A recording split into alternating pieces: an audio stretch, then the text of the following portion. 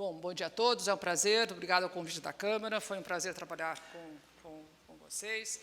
E eu acho que hoje é um dia importantíssimo, não só porque todos nós sabemos que o Brasil enfrenta, provavelmente, um dos seus maiores desafios. Os jovens ainda não sabem, mas os mais velhos já viveram fases complicadas da vida do Brasil, mas não tanto quanto agora, né? O momento é delicado porque nós podemos ter um governo, ou nós podemos ter que seja respeitado e que o Brasil saia da crise, ou nós também podemos ter um desgoverno sério e o Brasil pode continuar andando ainda mais, se afundando mais na crise.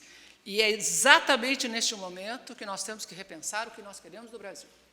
E se nós estamos falando dos problemas de competitividade, de excesso de tributos, de excesso de custo de mão de obra, de flexibilidade da mão de obra, reparem que saiu dos jornais o que eu acho que seria o tema mais importante, que simplesmente desapareceu dos jornais, que é a inserção do Brasil no mundo. Que Brasil nós queremos, quer dizer, em bom português, política de comércio externo, que é base de qualquer economia, comércio externo, abertura de comércio externo, sumiu dos jornais. E que eu espero, de coração, que essa semana, até segunda-feira que vem, a gente já tem um novo ministério, e esse é o papel exatamente do nós, mundo acadêmico, de estarmos debatendo o que nós consideramos importante. O Brasil, eu posso dizer isso de cátedra, porque eu já vivi vários Brasis, já vivi vários governos, então posso dizer que o que aconteceu? É tudo uma questão, é uma opção política. Muito bem, então o que nós queremos, somos nós que vamos definir o que a gente acha melhor para o Brasil.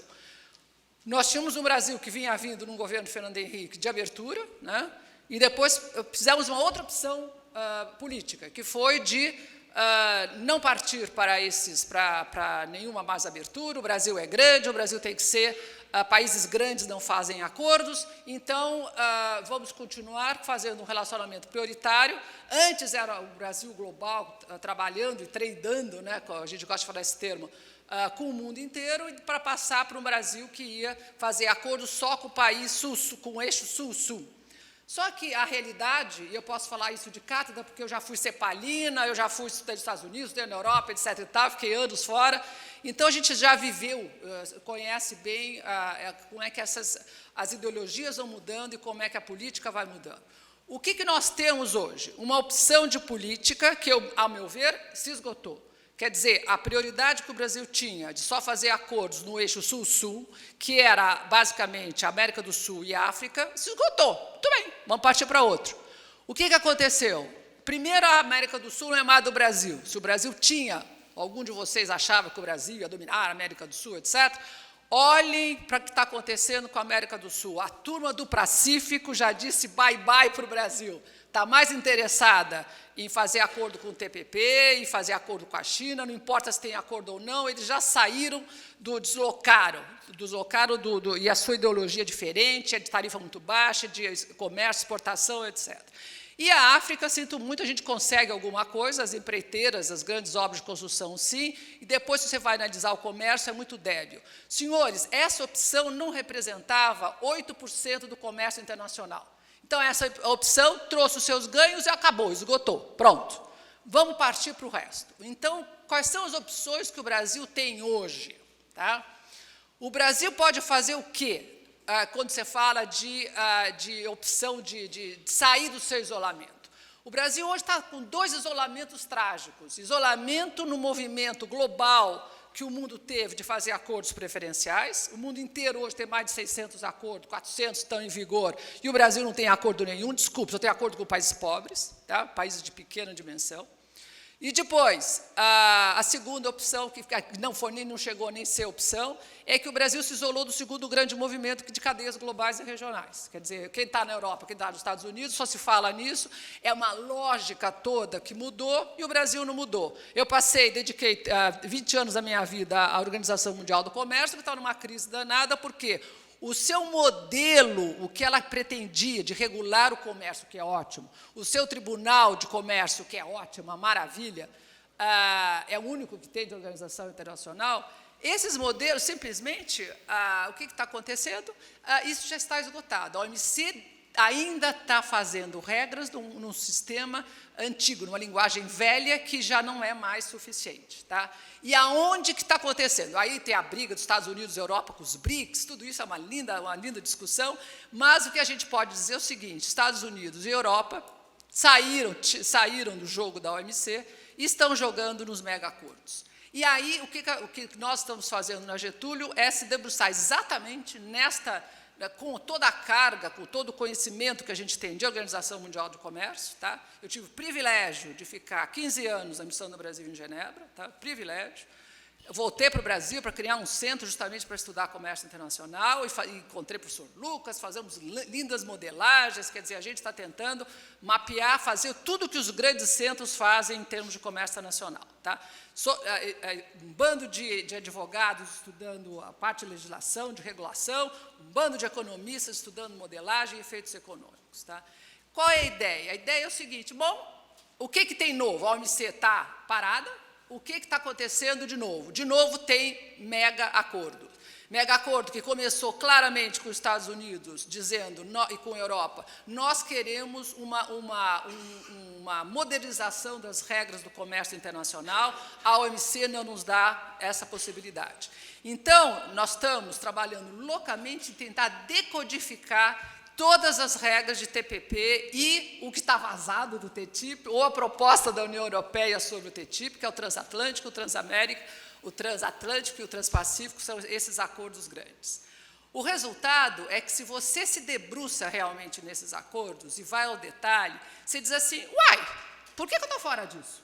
Por que a gente não pode estar dentro disso? Então, o nosso trabalho é, primeiro, a gente acredita que sem números, sem modelagem, sem estudo econômico, o resto é tudo filosofia pura, né? Então, não resolve o caso.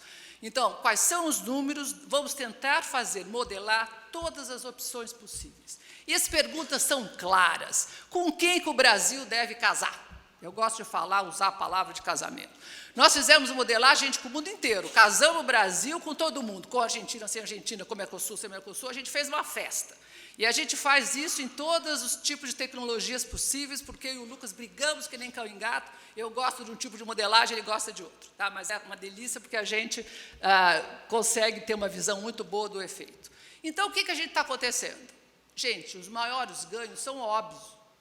É fazer acordos não com 8% do comércio nacional, Sul-Sul, mas fazer acordo Norte-Sul. Eu sou a favor, nada de fidelidade em comércio, você tem que fazer acordo com todo mundo, porque acordo é a linguagem atual. Tá? Porque a OMC está com os problemas que ainda vai demorar. A OMC vai sair do impasse como, gente? Partindo para plurilateral. Plurilateral, o que é isso? É um grupo de países que avança. Tá? O resultado, as opções que o Brasil tem, quais são? Ou ele se aproxima dos Estados Unidos, primeiro se aproxima com a Europa, se a Europa conseguir fazer o acordo com o Mercosul. A Argentina tem dificuldades, tem mudança de discurso político, mas tem dificuldades reais. Né? Depois, eu sou a favor de repensar o Mercosul. Eu acho que chega de... A gente começou a trabalhar a vida em 90, quando se fez o acordo do Brasil e Argentina. Então, eu conheço bem o que está acontecendo. Acho que tem que repensar. Pronto. Ou o Brasil estabelece uma velocidade. Ou vamos com a Argentina, ou sem Argentina, com o Mercosul e sem o Mercosul. Mas vamos. Parar de dizer que a Argentina... O Brasil não foi porque não quis, não foi porque a Argentina não deixou. Quando o Brasil vai. Bom, resultado. Quais são as opções, então? É fazer Brasil e Mercosul com a Europa. Agora, se vocês querem a minha opinião, a Europa não vai fazer nada, não vai fazer gesto, que tem 12 países que são contra o acordo com o Mercosul, que tem medo de agricultura, enquanto o Brasil não começar a negociar com os Estados Unidos. Vamos ser claros? Tem muita gente jovem aqui, mas eu vivi e trabalhei na época que o Brasil negociava a OMC, negociava o acordo FTAA, que era a América inteira, e o Mercosul e a União Europeia. E é isso daí, aí Estados Unidos e Europa estavam interessados em Brasil. Por razões políticas, com nova ideologia de governo, essas negociações foram paradas. Tá? Então, não tem que ficar só com a Europa. Claro que tem que chegar para os Estados Unidos e falar, olha, o Brasil mudou, temos um novo governo, uma nova vida. Vocês querem começar a negociar com a gente ou não? Essa é a verdade, que tem que se colocar, certo? Eu acho que o Brasil tem um mercadinho que não é assim tão desprezível. Muito bem, quais são as opções que a gente tem? Ou faz bilateral com a Europa ou Estados Unidos, E aí a pergunta, se tivesse que escolher um só, qual seria o melhor? Aí o Lucas vai contar para vocês qual seria os melhores casamentos. Olha que eu sou a favor de casar com todo mundo. Bom, mas tem melhores e piores. Segundo, outra coisa, temos uma nova, e isso é fundamental, gente, nós temos uma nova base de regulação. A regulação da OMC já não funciona mais. E aonde está essa base? Está no TPP, Transpacífico. E aí, vocês podem me dizer, o Marcos vai tocar nisso daqui, o Troídio, que o próprio TPP pode ser que não saia. Não importa, Marcos. A base, o sarrafo, né, para falar em Olimpíadas, o nível de sofisticação da regulação internacional já está dado, está lá dentro. E hoje o Brasil está negociando com o Peru, com outros países, expandindo a LAD, está negociando, gente, a linguagem de TPP. Então, para vocês que são especialistas do comércio internacional, tem que ler TPP, tem que ler. Eu passei o Natal e o Carnaval lendo inteiro, inclusive os anexos. Os anexos são fundamentais, porque eles mostram que os Estados Unidos fez, apresentou e deixou, ele tinha claro que ele queria casar com os Estados Unidos, com o Japão, e acabou dando flexibilidade para todos os países. Por favor, não, como eu falo, não assusta Brasil nenhum negociar nos termos, na framework do TPP, por tal é o grau de flexibilidade que os acordos, os anexos permitem. Agora, o que o Brasil precisa decidir, gente, é que precisa mudar o discurso, porque discutir que se tarifa, eu vou para as reuniões da coalizão, etc., fica todo mundo discutindo tarifa. Eu falo, gente, tarifa já era, tarifa não vale nada, com a mudança de câmbio, gente, tarifa não protege ninguém. O que é hoje a grande barreira do comércio internacional são as famosas barreiras regulatórias. O senhor sabe que bicho é esse? É barreira técnica, é a famosa TBT da linguagem do GATES, é SPS, é sanitário e fitossanitário, e as duas, teoricamente, têm um lindo acordo na OMC, tem regras, etc., e tem um bicho nascendo aí que é barreira, que é o chamado padrões privados. Qualquer ONG maluca, qualquer grande loja de superfície estabelece um padrão que a gente não consegue exportar mais nada.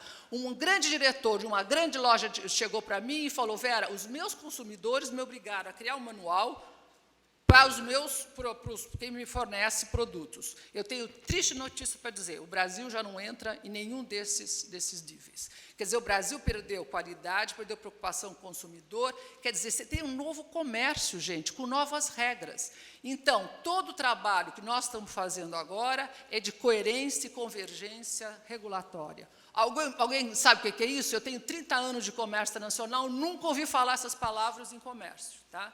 Está lá, tem um capítulo de coerência, está lá o conceito de convergência e cooperação. O que quer dizer? Que ninguém exporta nada se dentro do Brasil ou dentro dos outros países não tem a coerência nas agências regulatórias.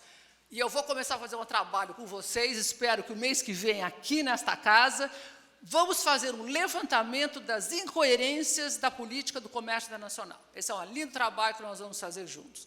E depois, quer dizer, coerência dentro da casa, dentro do Brasil. Depois é convergência regulatória. Se tarifa já era, e agora o que é a grande barreira? É barreira técnica, sanitária, fitossanitária. O que acontece? Você tem que negociar com esses países. Então, eu digo para meus amigos diplomatas, parem de negociar tarifa já era. Vão negociar acordos de reconhecimento mútuo. Vão fazer jeito com que as empresas brasileiras vão na esquina, no laboratório da esquina, e consigam arranjar um raio de um certificado para poder exportar para os Estados Unidos e Europa. Porque é isso que faz o comércio internacional moderno. Não adianta mais ficar discutindo tarifa. Tá? Tarifa é um mito, gente, que precisa ser quebrado. Tá? Agora, claro, que você negociar com grandes... E aí aquela história, não é estar nos Estados Unidos e Europa, é ver se o Japão não quer, se o Canadá não quer, é fazer essa abertura do Brasil, gente, porque o Brasil está sofrendo o quê? A falta de competitividade está no quê? Nos serviços que são altos, na tecnologia que não tem, e porque a gente está tradando só com países menos desenvolvidos. Você tem que abrir o Brasil para importar muito mais, para poder exportar muito mais. E aí, gente, duas coisas se batem, aí eu encerro. O que acontece? Eu estou trabalhando muito com TBT, SPS, barreiras técnicas, sanidades e padrões privados. Eu sou presidente de um comitê que é de barreira técnica, que a gente está ampliando, é governo, em todas as associações. O que está acontecendo, gente? O Brasil, durante a vida inteira, usou barreira técnica, usou medida fitossanitária para se proteger. O que é o plug do Brasil? É uma jabuticaba, só cabe na parede brasileira. E repara que o mundo inteiro tem jabuticabas, que nenhum plug, nenhum país entra na parede do vizinho. Muito bem, como eu digo, é a filosofia do plug, é de se proteger. Não protege nada porque você compra os outros interruptores chineses. Para vocês terem uma ideia, todo o material que eu trouxe da Suíça tem 3 plugs chineses para conseguir entrar na tomada brasileira. Claro, essa é a realidade do Brasil. Então, senhores, enquanto se os senhores não mudarem a mentalidade dos órgãos, das agências que fazem os padrões de técnicos brasileiros, que não tem que proteger o Brasil, que tem que conversar com o mundo. Enquanto a gente não convencer a Anvisa e MAPA, que a gente tem que conversar com o mundo, tem que ter regras que se conversem, que se falem. Não importa se óleo e gás é americana, se máquina é alemã, eu descobri que esse papel de celulose é só nórdico. Você tem que definir, não adianta o Brasil querer fazer a sua própria jabuticaba. Ele tem que, e é esse o trabalho do trader hoje, gente. O trader vai conseguir vender se ele conseguir convencer o seu produtor que ele tem o diálogo da tecnologia que é feita, que ele aceite os padrões internacionais, primeiro passo, mas não basta. Segundo, é saber se ele está seguindo padrões privados que os outros países, os consumidores estão interessados. E aí entra com tudo, hein? Pegada de carbono, pegada de energia, tudo, água, tudo que vocês queiram. O resultado, eu encerro, o Brasil está numa fase perfeita para se redefinir, o modelo usado até agora do Brasil está totalmente esgotado, o quadro do Brasil, o Lucas vai mostrar, é trágico em relação de participação de indústria, etc.